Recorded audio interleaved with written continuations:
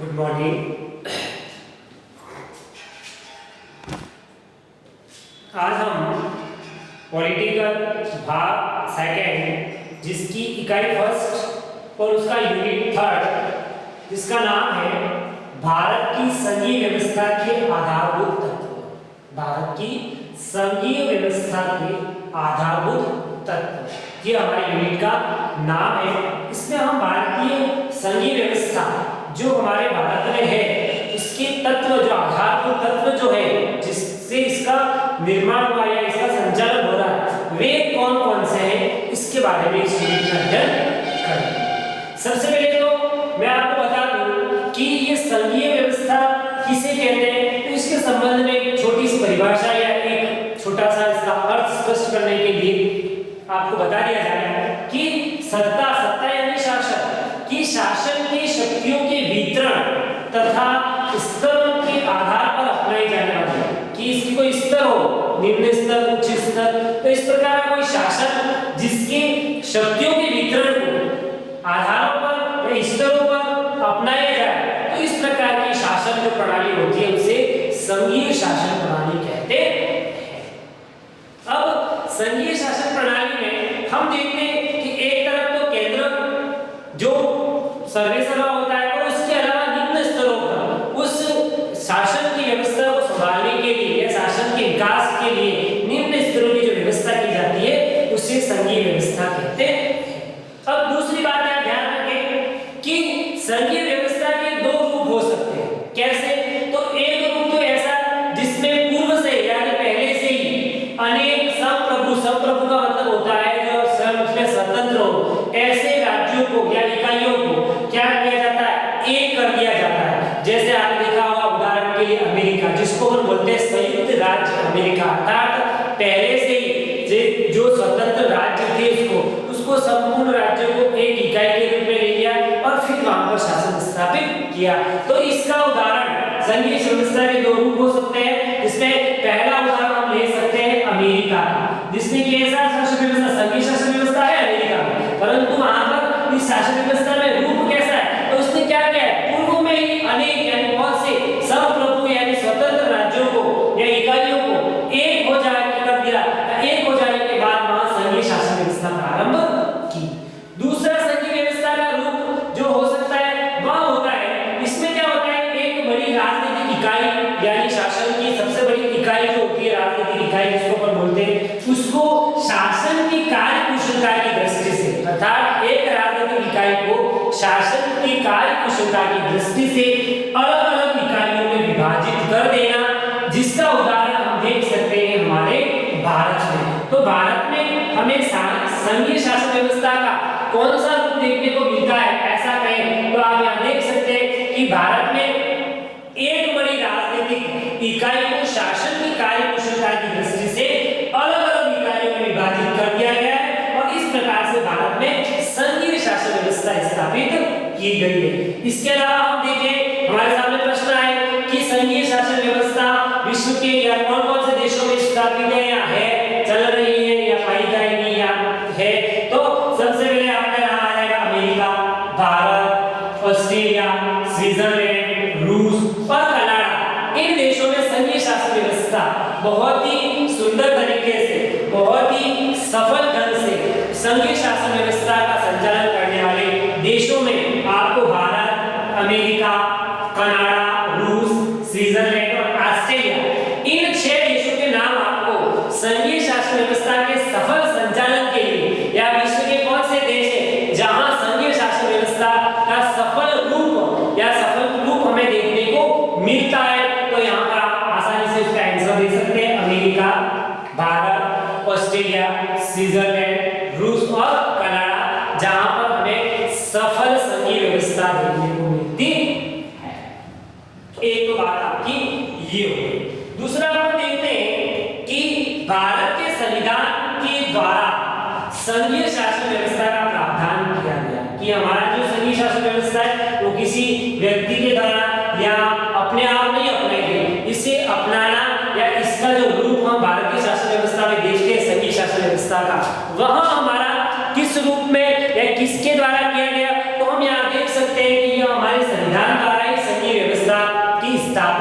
की गई। परंतु इसमें हम देखते क्या है कि संविधान में संघवाद के स्थान पर, किस बात के स्थान पर, संघवाद के स्थान पर राज्यों के संघ, ये प्रश्न थोड़ा सा ध्यान रखें कि संविधान में संघवाद के स्थान पर या संघीय व्यवस्था के स्थान पर किस शब्द का प्रयोग किया गया है, तो यहाँ पर वो ध्यान दें इस शब्द का प्रयोग है राज्यों का संघ, कि भारत की एक शासन व्यवस्था होगी जिसमें राज्यों का संघ अर्थात संघीय शासन व्यवस्था के रूप में भारत की शासन व्यवस्था चलेगी। और इस प्रकार से राज्यों का संघ शब्द का प्रयोग संविधान के अंतर्गत किया गया। और जब हमारा भारत स्वतंत्र हुआ तब स्वतंत्रता के समय हमने देखा कि भारत में केंद्र शासित प्रदेश तथा 14 राज्यों का गठन किया गया था। धीरे धीरे वर्तमान में हम देखें तो 29 राज्य और 7 केंद्र शासित प्रदेश जो स्थापित हुए हैं। और इस रूप में हम नए राज्यों का पुनर्गठन एवं केंद्र शासित प्रदेशों का से राज्यों से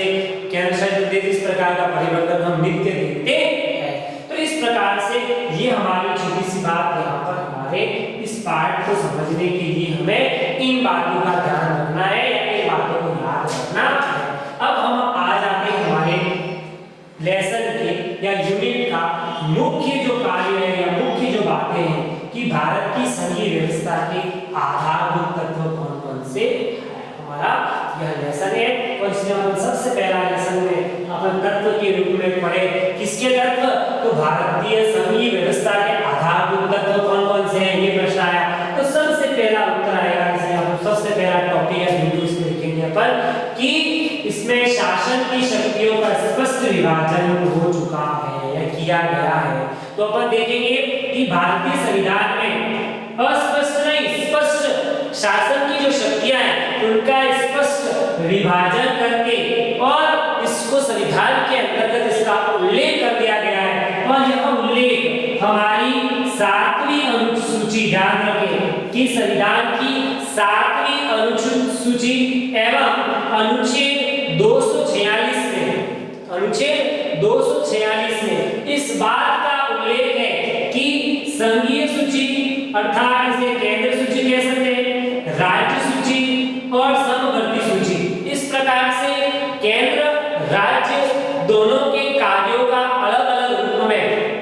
बंटवारा किसके द्वारा किया हुआ है, संविधान के अंतर्गत 7वीं अनुसूची में अनुच्छेद 246 के अंतर्गत राज्य और केंद्र सरकार के अवरोधों को दूर करने के लिए अर्थात शासन की शक्तियों का स्पष्ट विभाजन के रूप में हमारे सामने 3 प्रकार के कार्य आएंगे। सबसे पहला आता है संघीय सूची के कार्य, अर्थात वे कार्य जिस पर कानून बनाने का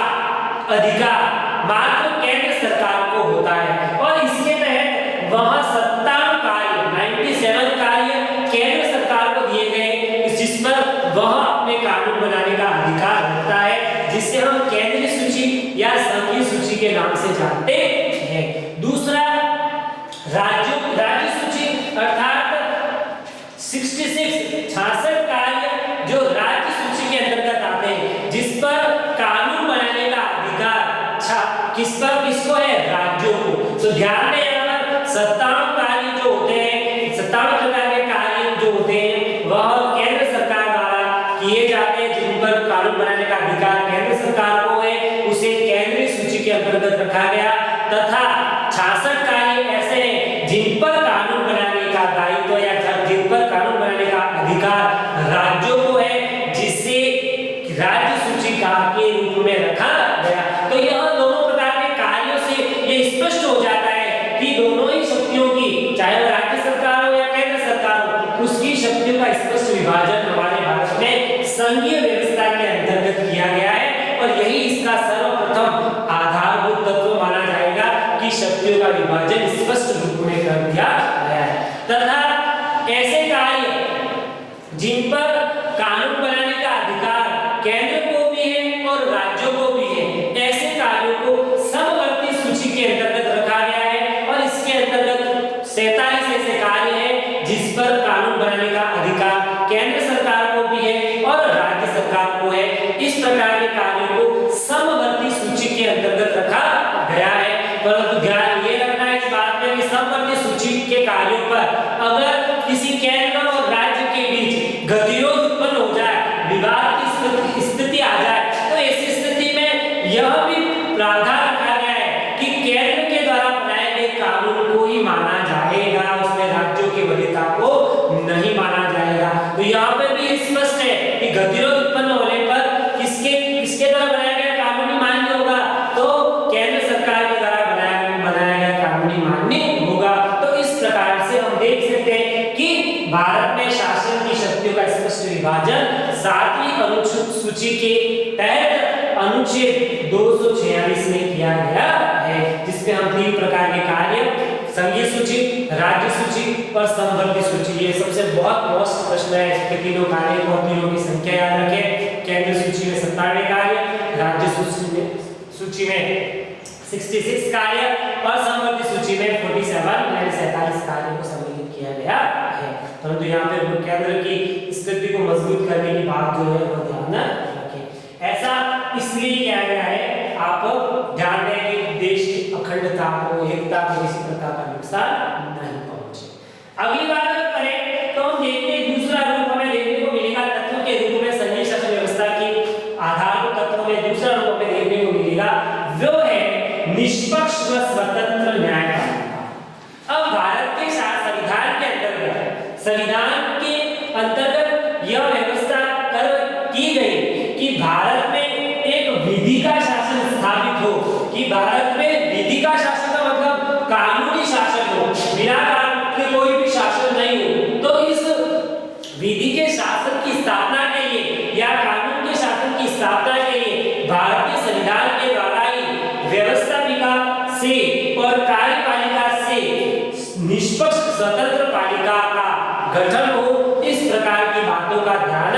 रखा गया। केंद्र और राज्यों के बीच कभी-कभी ऐसे बहुत सारे विवाद उत्पन्न हो जाते हैं, ऐसी बहुत सारी बातें हो जाती है, जिस पर अगर स्वतंत्र न्यायपालिका है, निष्पक्ष स्वतंत्र न्यायपालिका है, तो वह किसी प्रकार के इस प्रकार के विवादों का निपटारा आसानी से करता है। इसलिए हम देखा होगा केंद्र और राज्यों के बीच इस प्रकार का गतिरोध उत्पन्न होने पर स्वतंत्र न्यायपालिका होने से वह किसी का पक्ष नहीं लेकर एक निष्पक्ष क्या करती है, अपना निर्णय देती है, जिससे वह गतिरोध आसानी से दूर हो जाते हैं। आज दिन तक आपने देखा होगा भारत की शासन व्यवस्था में इस प्रकार का कई गतिरोध उत्पन्न होता है, तो स्वतंत्र निष्पक्ष न्यायपालिका के गठन के कारण यह सभी व्यवस्था आज दिन तक अपनी सफलता के साथ आगे बढ़ रही है, या भारत में संघीय व्यवस्था एक सफल रूप में आगे बढ़ रही है, कार्य कर रही है। उसका दूसरा तत्व अगर हम कहें तो वह इसलिए है क्योंकि हमारे भारत में निष्पक्ष स्वतंत्र न्यायपालिका अर्थात वह किसी भी कानून की व्याख्या करने का अधिकार रखती है, चाहे वह केंद्र सरकार द्वारा बनाया हुआ हो, चाहे वह राज्य सरकार द्वारा बनाया हुआ हो। और इस प्रकार की इसके निष्पक्षता के कारण ही हमारी संघीय व्यवस्था का दूसरा तत्व मानेंगे अपन निष्पक्ष व स्वतंत्र न्यायपालिका। भले ही इसका गठन किसके द्वारा होता है, कार्यपालिका के द्वारा, व्यवस्थापिका के द्वारा, परंतु फिर भी यह क्या है, निष्पक्ष है। तो इस प्रकार की व्यवस्था हमारे तत्व के रूप में होगी। तीसरा हम देखें तो हमारे भारत में संघीय शासन व्यवस्था जो है उसके तत्व के रूप में हम तीसरा रूप देखें तो वह है संविधान की सर्वोच्चता, कि भारत के संविधान की सर्वोच्चता, चाहे वह भले ही केंद्र और राज्य और समवर्ती सूची के अंतर्गत कार्यों का विभाजन कर दिया गया संघीय व्यवस्था के अंतर्गत, परंतु संविधान की सर्वोच्चता को किसी भी प्रकार की हानि नहीं पहुंचे। इसलिए हम देखते हैं कि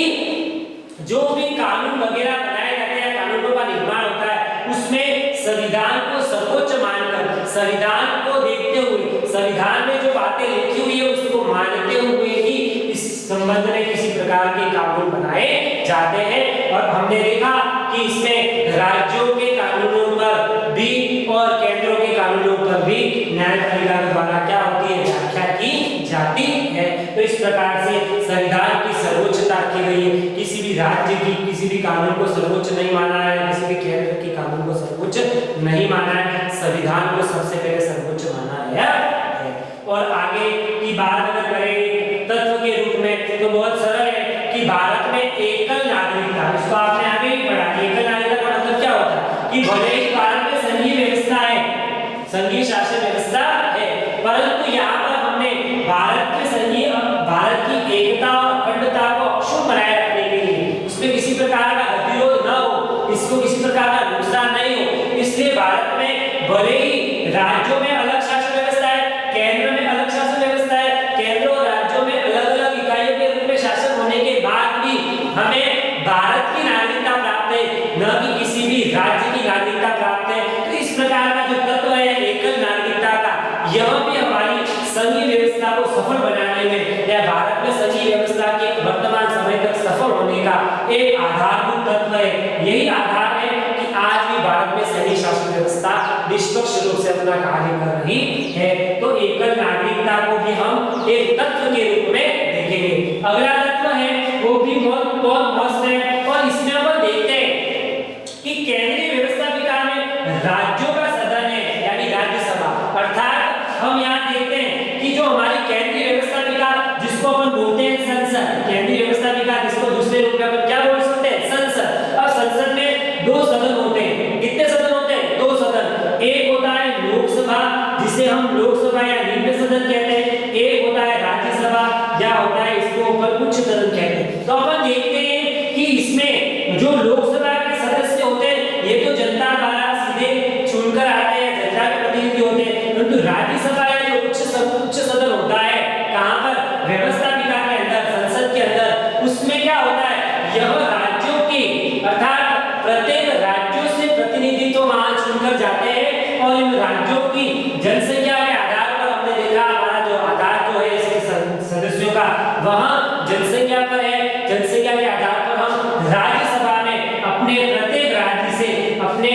प्रतिनिधित्व को भेजते हैं। तो इस प्रकार से यहाँ पर भी केंद्र के अंदर भी राज्यों के प्रतिनिधि जो जाते हैं राज्यसभा में अपनी सहभागिता निभाते हैं, किसी भी कानून में अपनी सहमति देते हैं। तो यह भी संघीय व्यवस्था का एक आधारभूत तत्व है। संघीय व्यवस्था को सफल बनाने में राज्यों के प्रतिनिधियों का व्यवस्थापिका के अंदर अपनी भागीदारी निभाना, किस सदन के रूप में? उच्च सदन के रूप में या